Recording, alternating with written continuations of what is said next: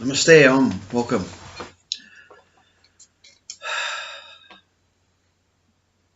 So Beltane, happy Beltane. Beltane is over. Or Beltane has begun, you see. May the 1st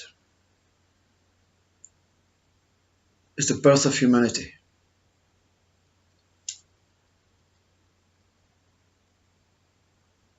Where humanity initially arrived from an idea that all whole wanted to experience for whatever purpose. Let me explain Beltane. Beltane is where they have this maple and the males dance around well, not really males, they all dance around this maple attached to a ribbon, celebrating the birth of consciousness and this infinite permanent tower of I, where we are all born from, you see. Before human birth, I did not exist, you see. This tower of I did not exist. I is the idea, you see, of wholeness, totality, Brahman, absolute, which we're not apart from, you see, had this idea. And it created this I, this tower. This tower is infinite. It has no sides. It stretches limitlessly. And the ribbons are consciousness, which enshrouds it and creates everything. Coming and going. Everything coming and going. And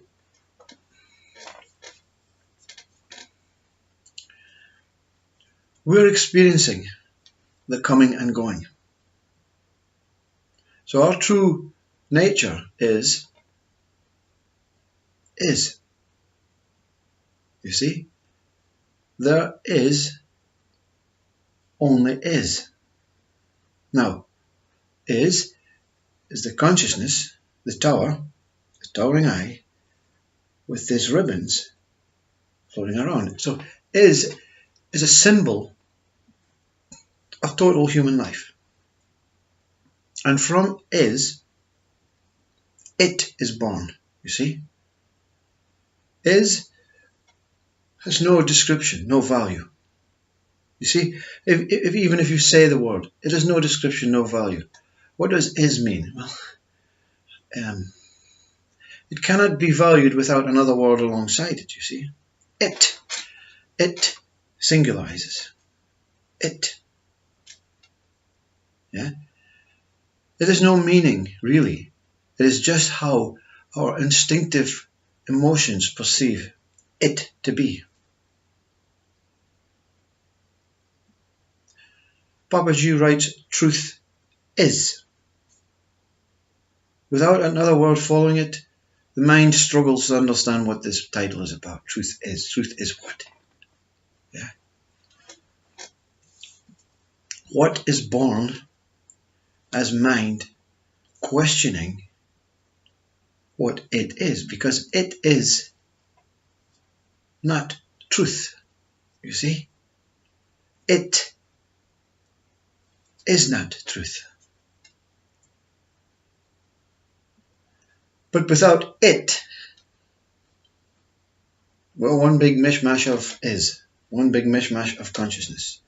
Consciousness creates forms, formlessness, space, time, concepts, ideas, experiences, actions, fire, water, earth, metal, all the things that we need and worship to survive.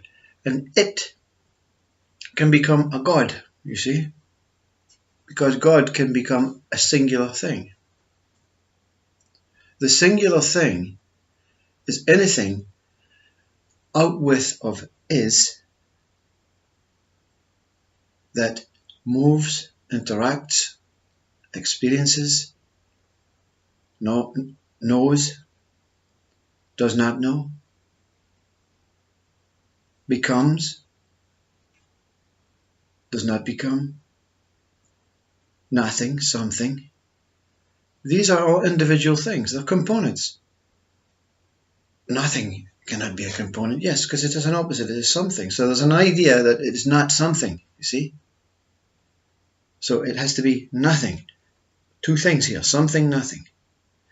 When they merge, which is truth, we cannot speak about individuality anymore. We simply merge with life, and there is no personal identity. There is no, I am over here, you are over there. This is a beautiful t-shirt. The clouds are moving. There is no speaker. There is no doer. There is no experiencer. You become the experiencing. And you dies, you see. The word you dies. You don't die, you see. The word you dies. And the fake I dies. Because the fake I is the individual one, you see. Pure I is a towering whole thing. Whole thing means whole one. Nothing separate. Everything exactly the same. You understand this? And it doesn't have sides or top or bottom. So it cannot even be described as whole. So therefore this truth is completely wordless. When is dies, this word, this we reverse into every singular thing becomes one, you become one with it, and then the one goes. This is called beyond truth. But, and as Papaji calls it, the mystery. The speaker calls it beyondness.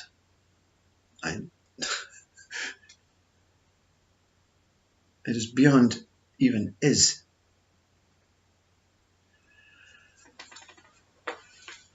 Now, can we experience without a personal identity? Well, whatever is this beyondness is so superior intelligent, which we are not apart from. We are existing as every moment and every body or nobody. This intelligence gives birth through itself and consciousness to give clues every moment of the day that we are infinite. We are not truly singular, although we can experience being singular through a mind. It gives clues like Alzheimer's. People survive. They smile. They seem to be happy. We think they cannot live without us, but the mind, have created rules and regulations, vehicles, cars, and it's a dangerous world we have created for those who live naturally. So Alzheimer's is not the problem. It is what the mind has created. And this beyondness is saying, look,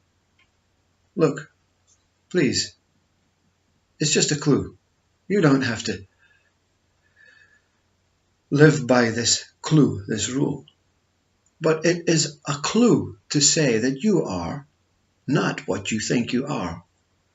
Totally. See? the way to realize these words is to truly balance out the personality. The personality. Okay? What does that mean? How do you balance out the personality? We all use this word I. No one is exempt. When it is about yourself, you say I.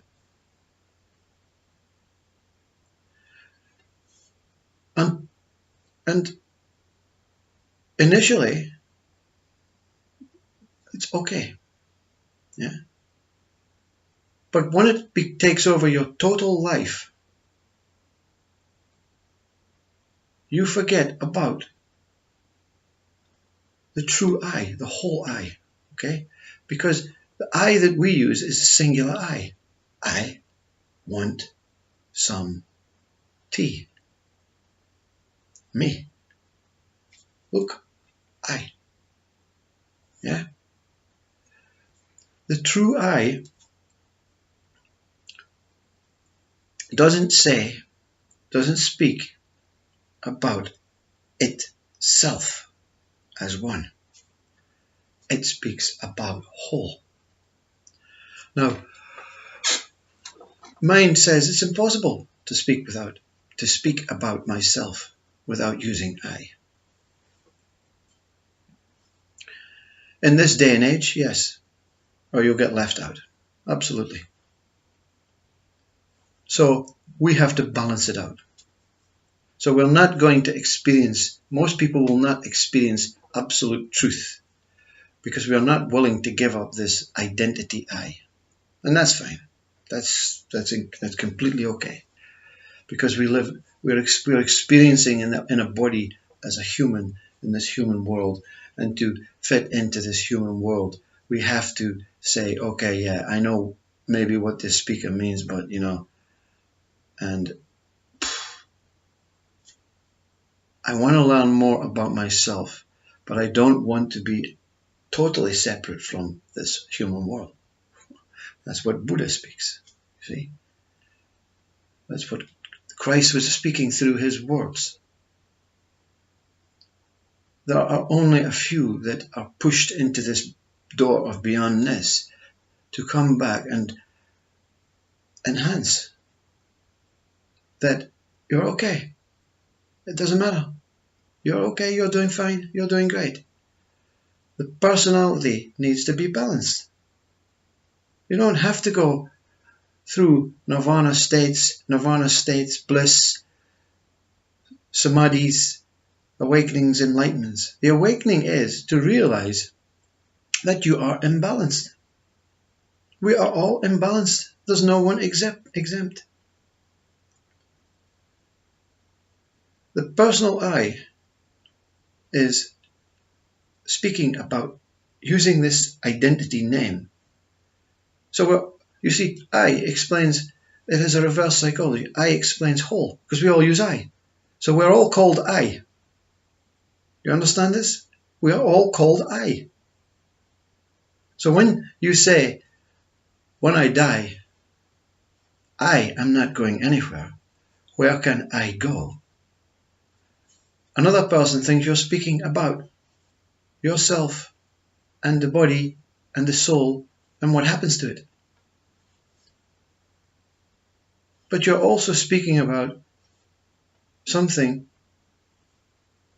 this tower. I cannot go anywhere. Where can I go? This tower remains. I cannot leave this tower even when this body leaves I. Because this little I is only a reflection of the whole I. And the little I is, I want this, I want that, I am a man, I am going somewhere, I am doing art, I am. The personal is when you're always referring to yourself as the individual. We have been given a birth name. No one goes around. This one's birth name is Graham. Graham does not go around saying, yes, Graham went to the market, when he's conferring with another. Graham went to the market and Graham bought this, and then Graham got the train home, and then Graham went home for tea.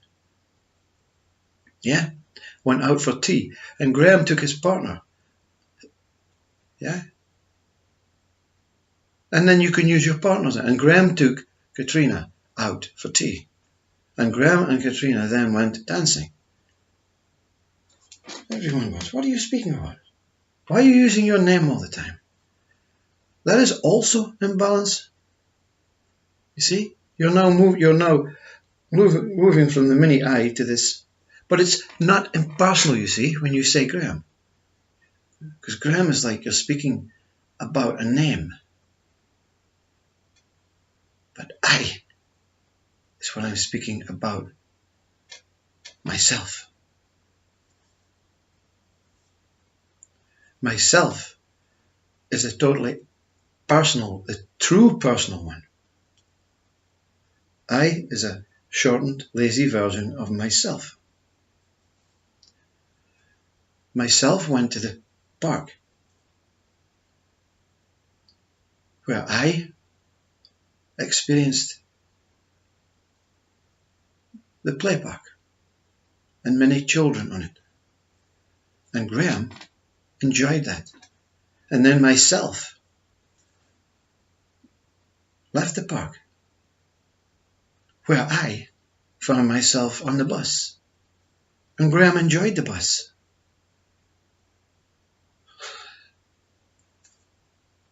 There's nothing wrong with that statement. It's just the mind says, oh, how the hell? How do I adjust from this to that? You don't adjust. You just have to realize that you're not totally I. And that this I is predominantly creating a singular, you're becoming smaller and smaller and smaller. You're not expanding like consciousness expands.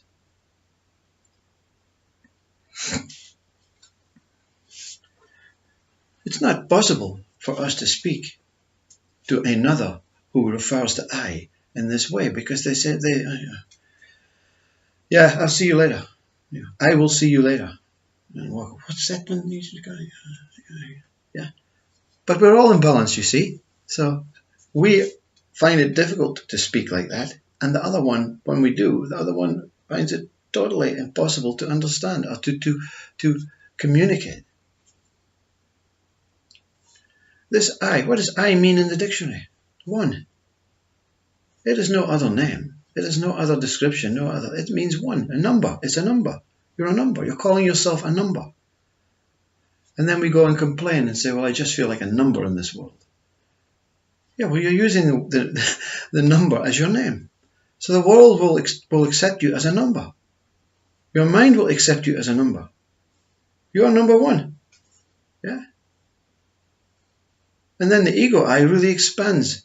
You're shrinking, self is shrinking, ego I expands. I want to be number one. I want to be number one.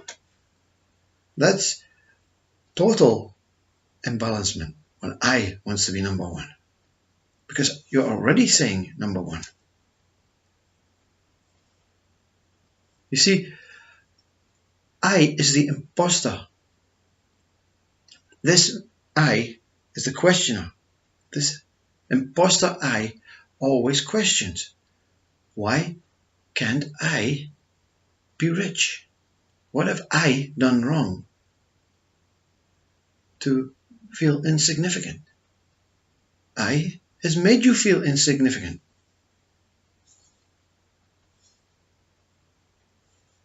That's how difficult it is. That's how suffering takes on. And only the ones who begin to inquire and question about who they are, what their purpose is, where they really live,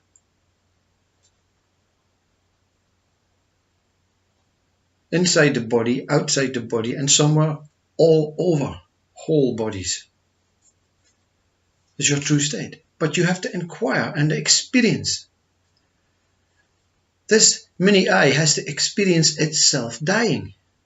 Not physically, but the idea has expanded from this maypole I wanting to experience its whole self. And then another reflection, it wanting to experience its whole self. And then its children wanting to experience its whole self. And its children's children wanting to experience its whole self. So we think we are whole, but we are in a human body and a mind, but we are reflecting the whole. Okay? So we at times appear as if we are singular. That's okay. There's nothing wrong with I want this, I want that. But the idea to always think that way, to always maintain this structure, this kind of individual, singular, insignificant thing that has to go into this individual world and do individual things to keep individual people happy, including my individual mind and my individual thought pattern and my individual body and my individual self, is making you individual. You understand this? It's a new beginning, May the 1st. It's the beginning of human life reflecting itself again. So we have another human year to inquire. We have another human year to inquire. And the clues are all over. No one wants to be in an Alzheimer position. No one wants any loved one to be in an Alzheimer position. But take what they give and see it as a blessing that you've been given a mind. And a mind that needs to be balanced, and when it's balanced, becomes Buddha, becomes a saint, becomes Christ. You don't have to change the way you speak. You have to change the way you think and inquire within. And say, which I is speaking? Which I am I? Who is asking these questions about I, myself? How many are here? There's a three-way thing. There's called singular you. And there's duality. Singular you, duality. And then non-duality. Singular you means you are separate from the world. You're separate from everything except your mind, your body. And that is a necessary thing in this human world, especially today, because we wouldn't survive if we all had Alzheimer's at the same time. We'd be falling everywhere.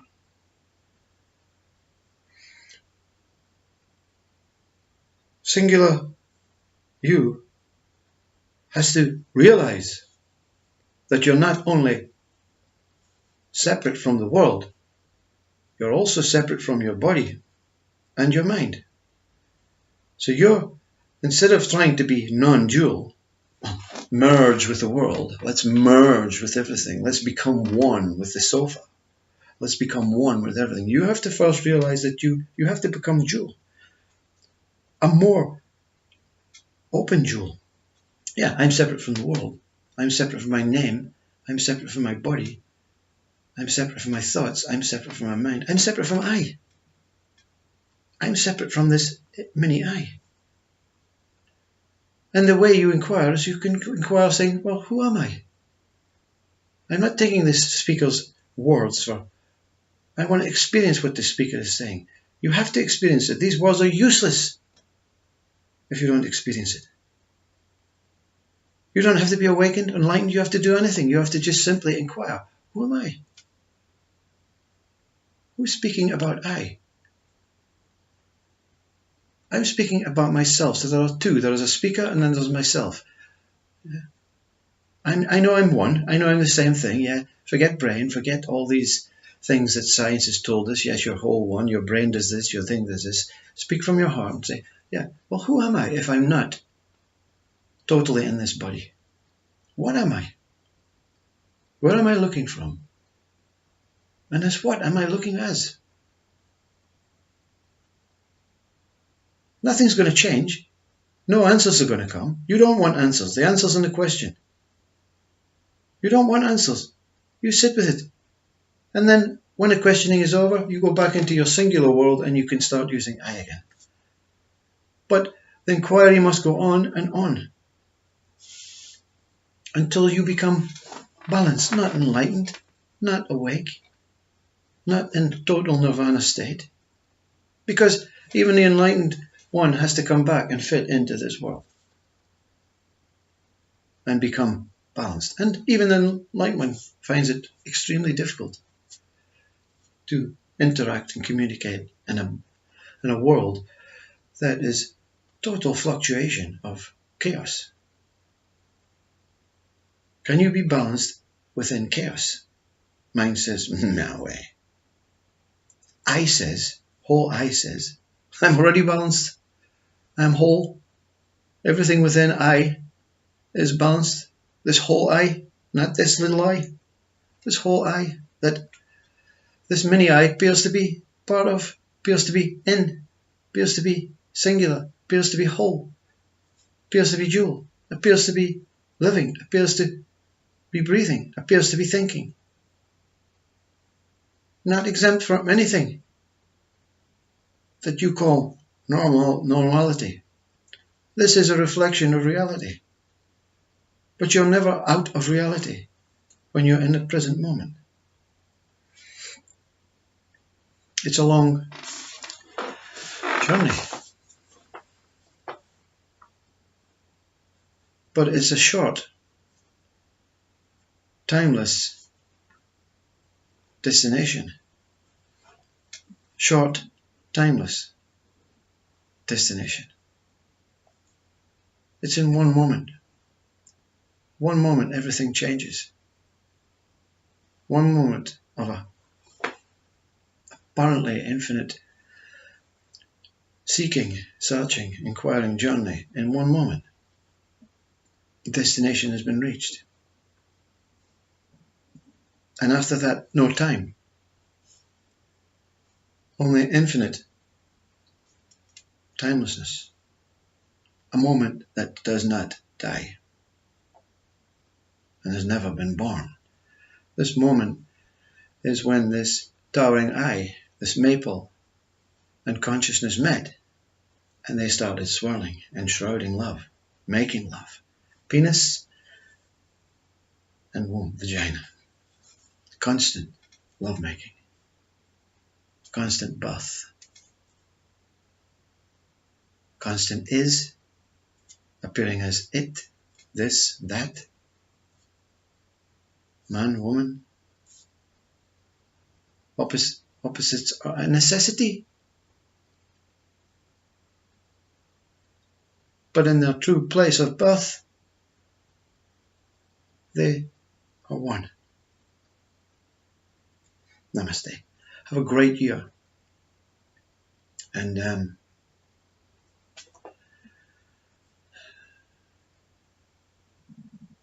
be whole. Just for a moment, not forever. Namaste.